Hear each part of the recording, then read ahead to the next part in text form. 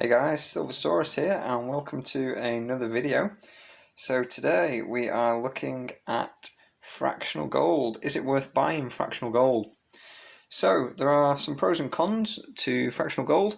Obviously the first pro is that it is smaller and therefore there is less gold content, so it costs less to purchase. So you've got here the gold sovereign, pretty well known around the world.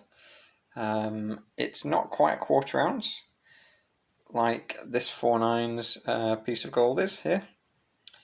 It isn't quite, like I say, the quarter ounce, but it's not far off. So very similar, but generally you find that pieces like the sovereigns, they're more of a bullion coin. That's the design, and they are a low premium coin. They do market sometimes as low as 2%. You see them regularly 3-4%, something like that, with most dealers. So you have the sovereign. They are a good value option for the fractional pieces. Generally the quarter ounce will cost more than the sovereign. I've never seen like a best value sovereign coming up at more than a quarter ounce best value. Another popular size is the 10th ounce coin. So issue here is focusing on it because it's quite small. This is a 1/10 ounce Krugerrand. There he is there, the old strong beard game going on there at the back. But with the 10th ounce, they are very, very small. They look like the end of my finger. It's a similar kind of size.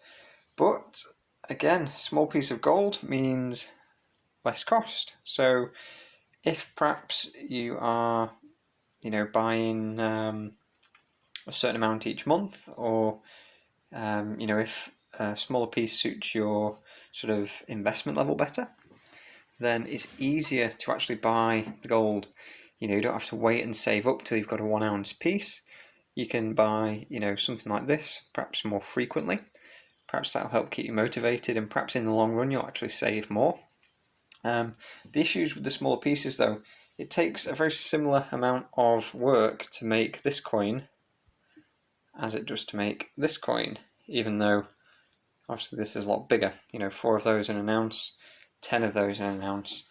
So the difference is the gold content, but in terms of like the machine that makes these coins, it's going to be working similar, and therefore you do pay a bit more per the weight of gold for the fractional pieces. Generally the smaller the piece, the more expensive it will be, if you extrapolated that to a per ounce or per gram price. So the bars, they do tend to get lower premiums than the coins, although some, there's a bit more art on them. These Umicore bars, it's a popular brand, it's well known, but it's a very simple design. It's got Umicore on that side. The other side is basically just a mirror, nothing on there. So it can take less work to make those than it is to make some of these more intricate designs. And then when you look at some of the really small coins like this one here, this is a 1/2 gram T-Rex.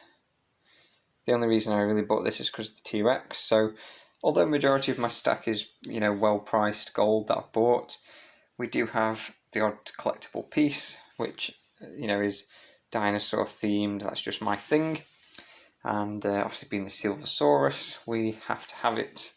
The smallest I think piece I have that is a coin is this 40th ounce Britannia. I'm going to try and focus there. Let's see. So it's a gold Britannia, but it's a 40th ounce. It's absolutely tiny. And yeah, it came into a local coin shop, and it's given a pretty low price for it. Not paid like a big premium. And so when I was picking up some other bits and pieces, there's a piece there if you want it for however much it was at the time. So we also have some 20th ounce maples, things like that. All kinds of different things, pandas. And I've even got a little bit of a proof coin here. I've got a few proof quarter sovereigns. So we've got all kinds of bits and pieces. Generally, though, the issues with these pieces is you will pay more per weight. So rather than buying, say, 10 of the 10th ounce at like £160 or $160, for example, I know that's probably not an accurate price in dollars, but if you're going to buy 10 at, say, 160 of whatever currency you've got, that's going to be 1,600 for an ounce, whereas you might buy a full ounce for something like 1,300. So overall, that 1 ounce has cost you more because you've bought it in the smaller fractional pieces. So that is the main downside with fractionals.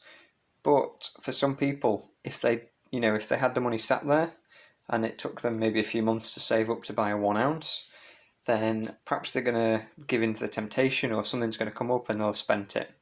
So for me personally, if I have some spare money that I'm allocating to metals, I like to just buy something, whatever I can get at the time that's the best price, and then go from there.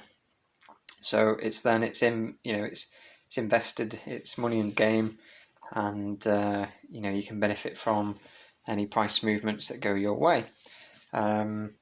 Obviously, keep some cash on hand for paying your bills, things like that. Don't put all your money into metals unless you know more than me. Perhaps you know some insider info. If that's the case, then follow that. But as I say, you want to make sure that you're not going to be out on the streets and having to sell your gold off at a sort of fire sale price. So small pieces, higher premiums, but you get to collect more variety perhaps with a smaller budget. If you put in like 30,000, 40,000, 50,000 into the metals, then you'll be able to buy a big selection of 1 ounce coins or bars or whatever you want. If you're perhaps investing £1,000 a year or $1,000 a year or whatever that might be, then you're either going to get 1 or 2 pieces, or you can get a few smaller ones. So personally, I would avoid the higher premium stuff. Have a look on the premium. Some of the coins, you easily see 50% premiums on smaller pieces. Like I say, with sovereigns, current premiums, I got some that were 2 something percent recently, and you can often get them at 3%, also. So the premium was actually lower on the sovereigns than on a 1 ounce coin, so I jumped in with those. But yeah, most online dealers are going to charge a bit more for these. If you're friendly with your local coin shop, you might get some bargains. And like I say, when I picked this 10th ounce Krugerrand up recently, the price was just, I don't know what was happening there. It was a very, very good price though. Obviously second hand, but still in good condition. So yeah, I jumped on it. But yeah, I would, usually see pieces of gold like that would have been another 10 or 15% on top of what I paid, maybe 20% even, wouldn't have been a bad price. So yeah, that is fractional gold. So in my opinion, if that's what your budget allows, I think you're better to get in fractional than not to get any at all. And even if you do pay a little bit of a premium on the second-hand market, you will be able to sell at a little bit of a premium as well. That's more or less it, guys. So I hope you enjoyed the video. Any points you've got down below. Obviously, if you're involved with the 100 pieces of gold challenge, fractionals are going to help you get there quicker. Like I say, for me personally, I want to do it, I'm not going to sacrifice, my good buying habits, buying at good prices, just to get to the end of the challenge quicker. And, I'm not against selling some pieces if I can, increase the amount of gold I can buy with the same money. So I hope you enjoyed the video, and we'll talk to you soon.